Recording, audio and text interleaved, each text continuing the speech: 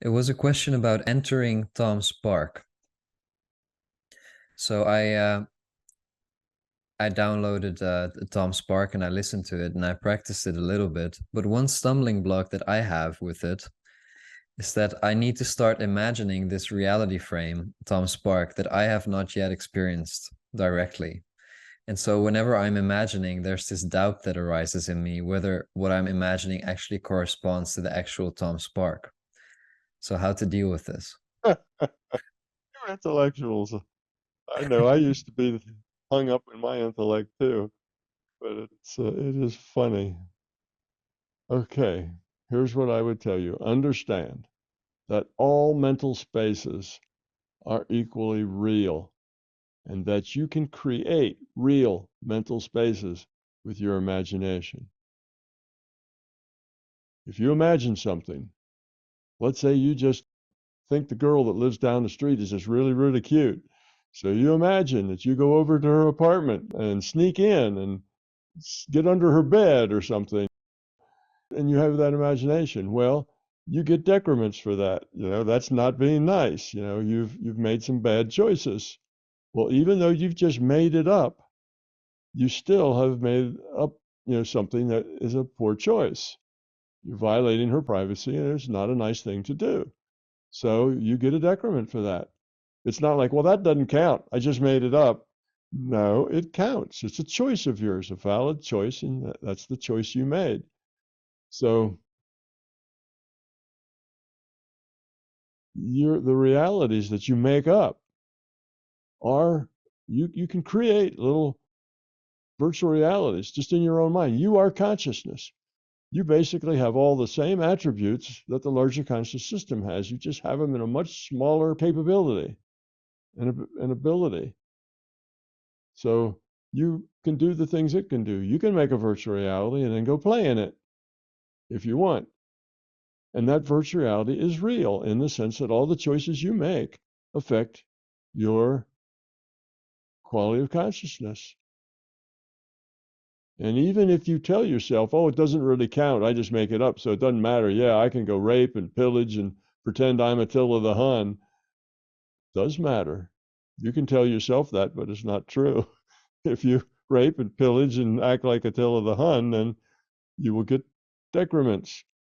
Maybe not as many decrements as Attila the Hun got, because you didn't really do much damage, but you'll get decrements just the same.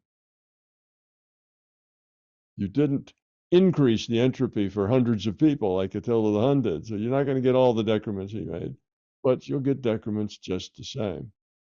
So what makes a reality real?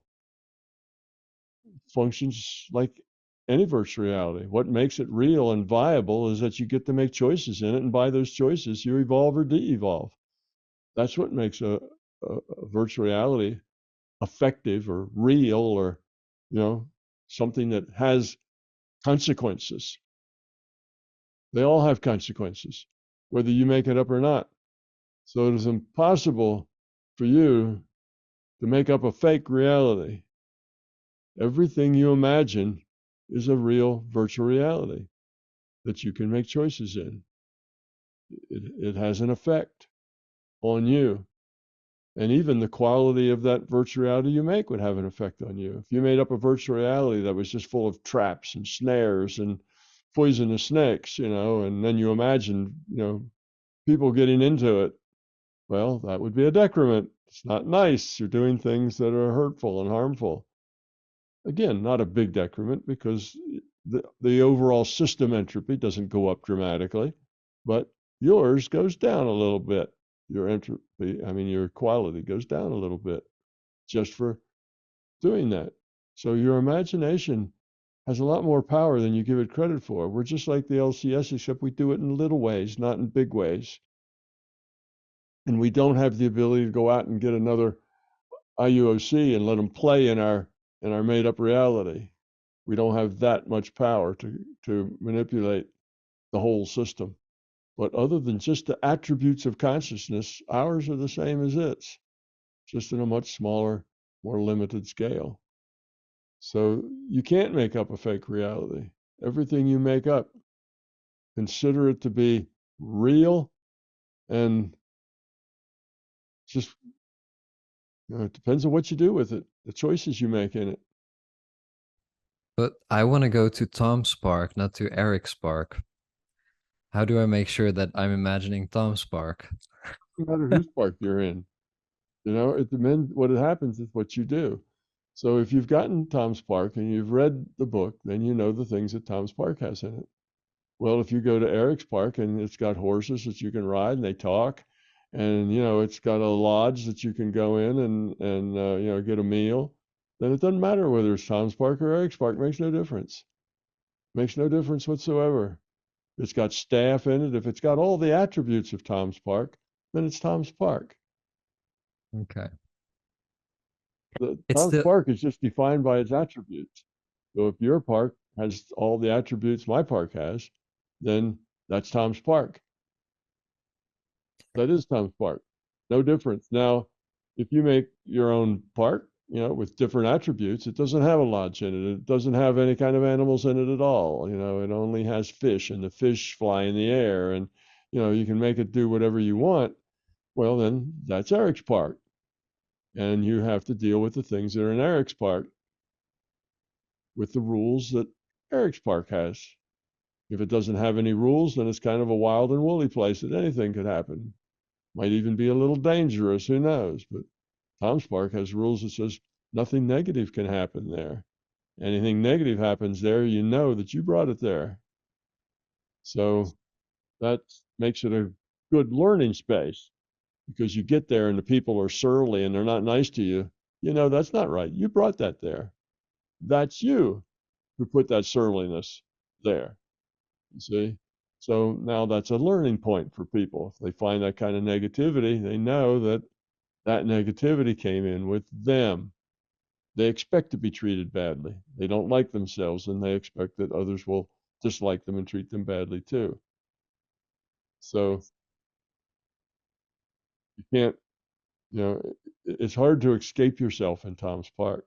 You bring yourself with you, and what you find then shows, who you are and what you are. So yes, but if your park has the same content and rules as mine, then your park is my park. There's no difference. It's just your version of my park, and that's what everybody's trip to Tom's Park is their own version of Tom's Park. I find it's challenging for me though to get lost in an imagination of something that I haven't yet experienced.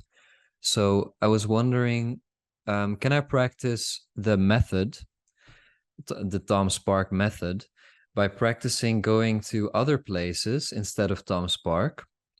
For example, visiting places that I used to live in PMR, or places that I visited during travels or holidays, because Absolutely.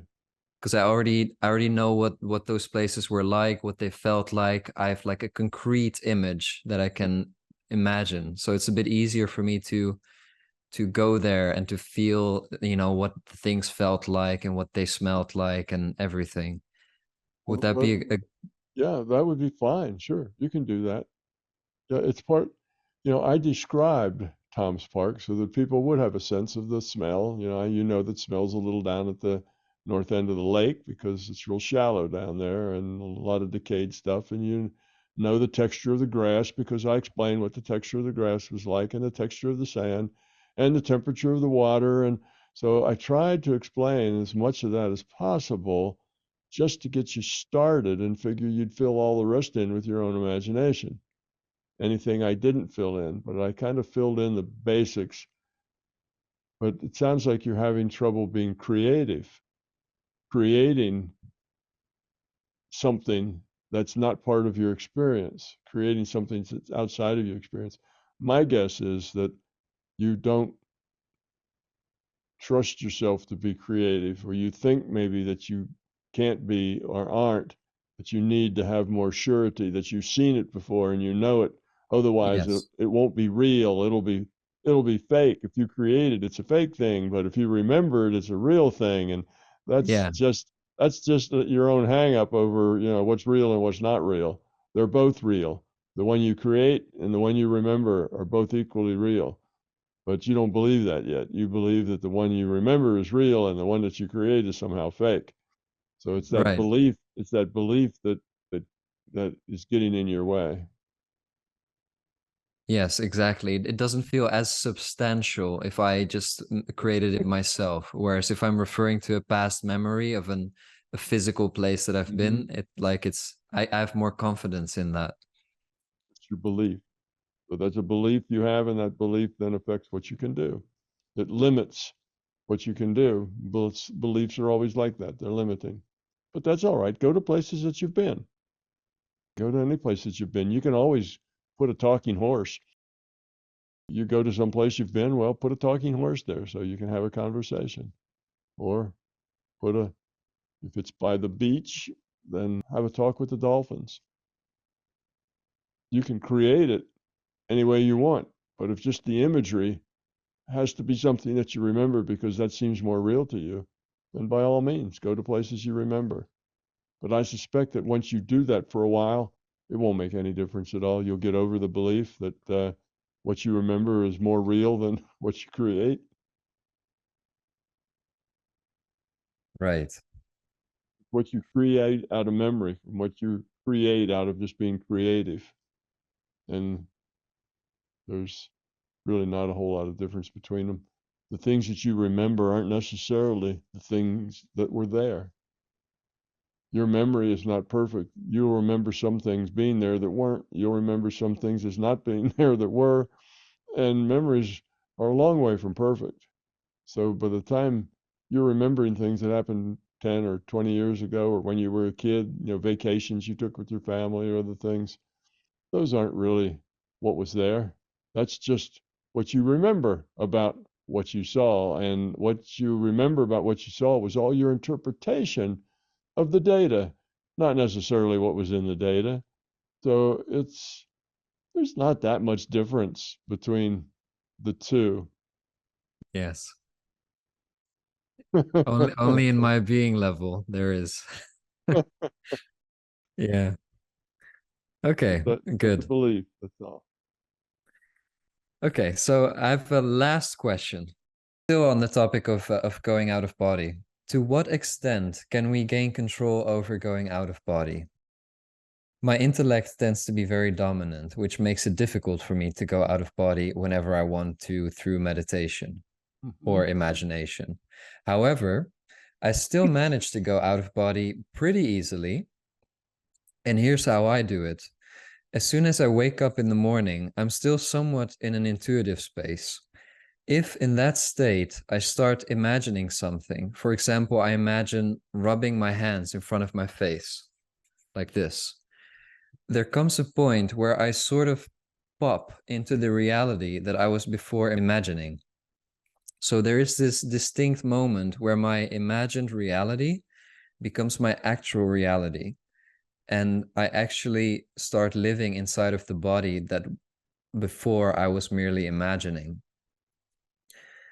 I was just wondering, are you able to do this at any time? For example, could you, in your current state, do what I just said? Rub your hands in front of your face and completely pop into that imagined reality to the point that it becomes your primary reality.